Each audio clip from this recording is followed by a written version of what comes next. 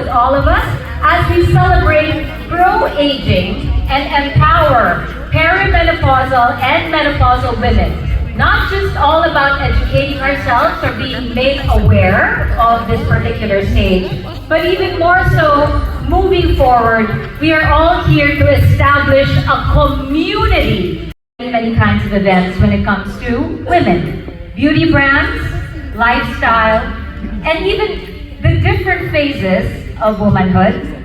First, when you go into puberty, do you know that there are a lot of school tours that will talk about getting your first period? Yeah, give us a wave, Miss Nadine.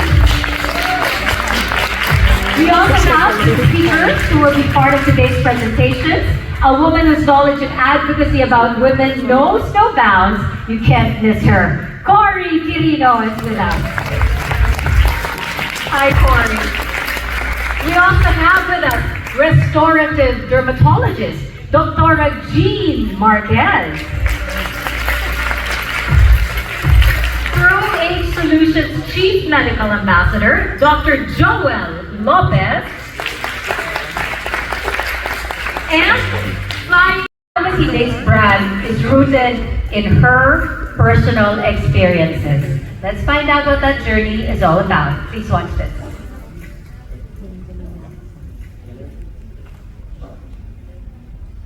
I'm Nadine Viquera. I'm 55 years old. Last year, I started my menopausal journey. Actually, it takes a year bago masasabing menopause ka na. Like, if you don't have your period for a whole year, then officially menopause ka. So January this year, that's when it happened to me. Okay, so ano mga na-experience ko? The usual, yung hot flashes. I also had insomnia, where one of the worst ones I experienced was yung night sweats. As in, literally, I'd wake up in the middle of the night, drenched with sweat. Sometimes I would even wonder if, sorry to say, if nawiwi ako during the night. And then, another thing that happened was dryness of the skin. So sobrang dry, the usual products that I use on my face, they stopped working for a reason. So I started searching for other products that could work on my skin. Sadly, all the products out there are all stamped anti-aging, which made me feel sad about it. Para bang bawal tumanda. So that's when I realized that there was a need for products that are geared more towards the target age that I'm in, which is yung peri and menopausal women. And since yung anti-aging has a very negative connotation, I thought of looking for products that are pro-aging, meaning, ano siya eh, parang kape sa pagtanda, sa pag-mature.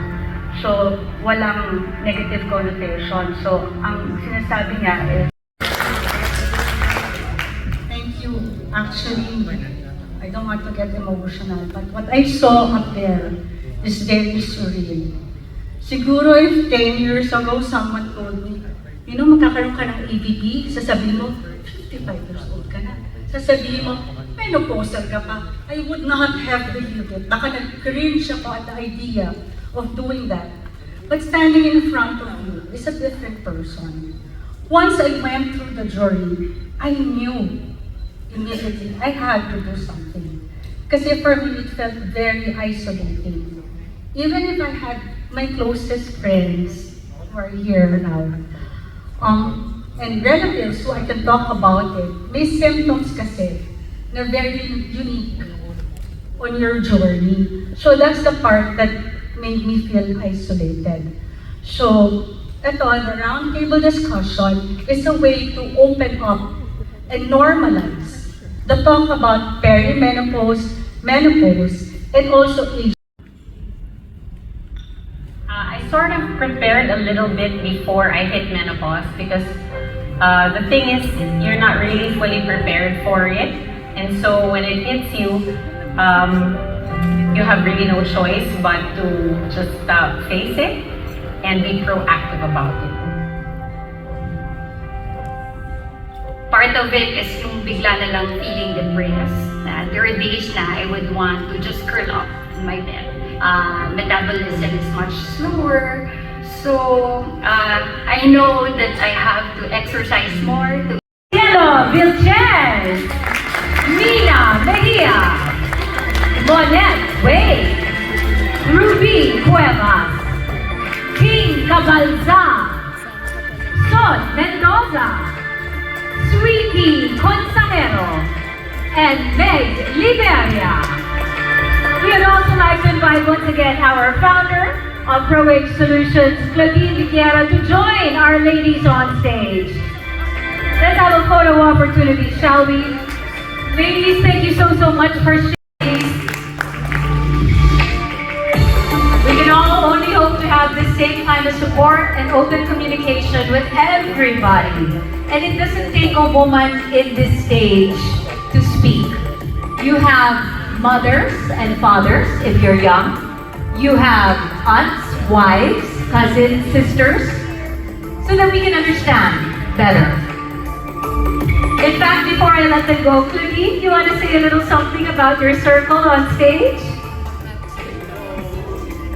She'd like to dedicate a quick message to all of you. First of all, I'd like to thank these women behind me. It takes a lot of courage to admit that you are in this stage. And I'm so proud of them. Let me just tell you, some of these women are actually my friends since grade school and high school. They are my support group. Don't cry. I'm gonna start crying. Because they've been with me through this whole journey. Everything we go through, we share with each other. And then one other ambassadress is actually my youngest sister. One of my supporters as well. And my future bala is here to support me, which is very heartwarming to think that, syempre, sarap kasundo ang bala. So going back, When it comes to aging gracefully and epitomizing the essence of beauty, we have with us Cory Quirino. Hi, Cory. Yeah? I caught her drinking water. Sorry about that. Hey, Cory, yes, it's your moment. Let's give her another round of applause, everybody. Good afternoon, everyone. Magandang hapon po. Okay. Q&A or do I share? Okay. All the symptoms that all the ladies shared today, I have experienced to some extent.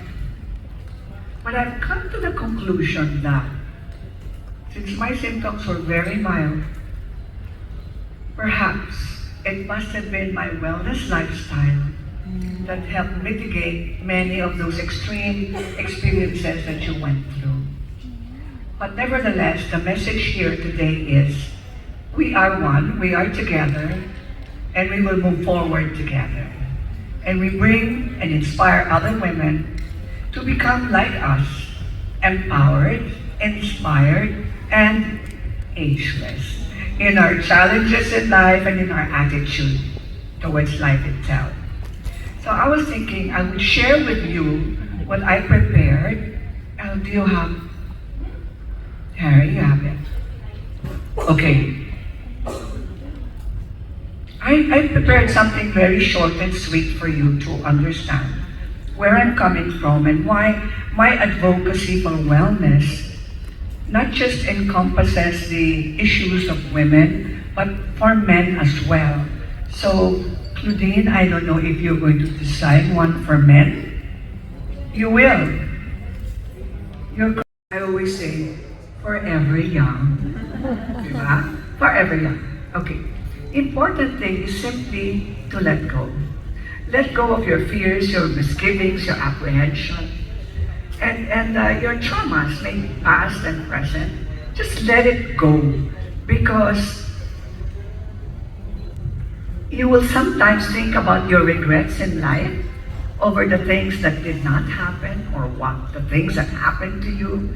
You have to just release all of that excess baggage that gets embedded into our soul, our spirit, and in the fabric of our muscles, our bones, our tissues. It's all there. And I know Dr. Lopez is going to affirm that for me as well. He will validate that.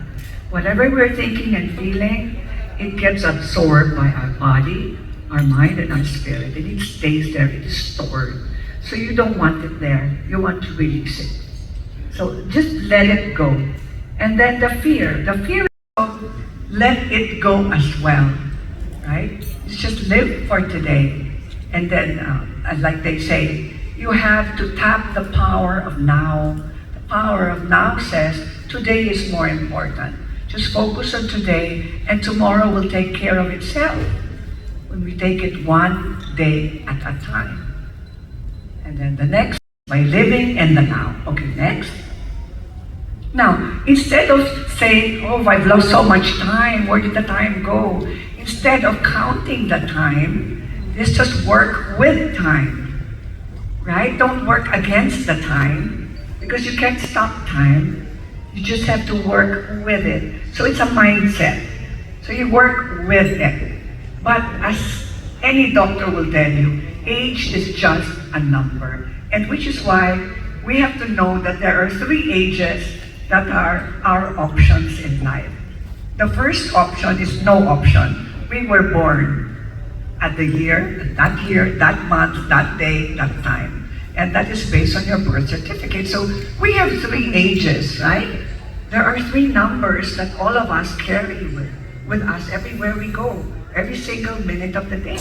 The first age is your chronological age. Only you know what your birth date is. Nobody in this room knows, except you all know mine. Okay? So this is your chronological age. That one you cannot change. But there is your biological age, which means how healthy are you? So you could be 65, but biologically, you could be only 50, right? But the most interesting age is your psychosocial age. And what is that? How young do you feel? So how young do you feel? Let me ask the people in this room. We start with the lady who made this day happen, brought us all together. So Dimo, how young do you How feel? young do you feel? Come on. 30s? Sure. Ay, yung 30s. Any age is okay. Mas in control tayo ng 30s eh. 20s kasi, you know? 25 with a pocket of 55. Nagmath pa. Or your husband, or any situation in life, there is always a choice. Let yourself not be limited by your own emotions or your fears, or be paralyzed by your own fears. You have a choice to transcend all of that.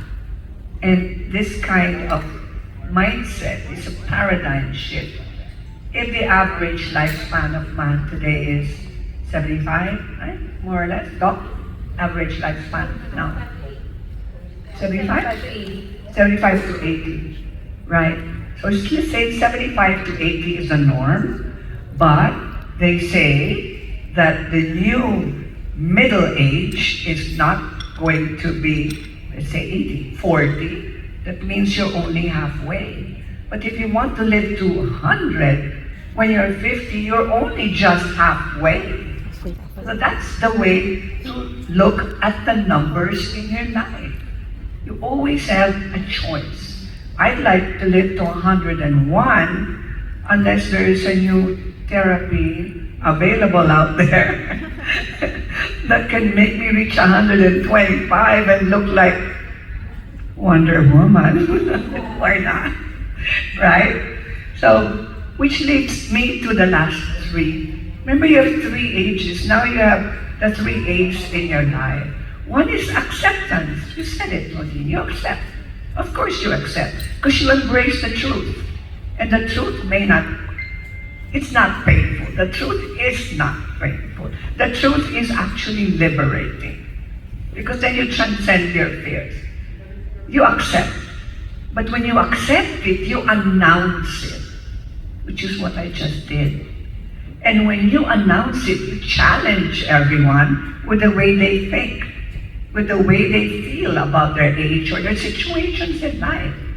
Because if you announce it in a positive, life-affirming way, there is no way but for you to go forward with a very positive heart, a very positive attitude and approach towards your own life. Because when you do, you would have arrived. And that's my sharing for you today. So when people ask me, how old are you, Miss Cory? I always say, you can choose your number, but I have no number. Oh, so how old are you? I am forever young. Thank you to ProAge for having me today. And I am one with your advocacy. Rest assured, we will spread the gospel of wellness and definitely share the wisdom and the liberating truth of ProAge. Thank you. A round of applause for Cory. Thanks, Dr. G, for being with us. But like I said, obviously menopause, perimenopause has an effect on everything. Yes. But first, let's discuss the most obvious, which is our skin. So, since this is our first medical talk, and our community of ProAge Solutions ladies already talked about symptoms and all that, let's break it down. What does happen to your body during menopause, and how does it affect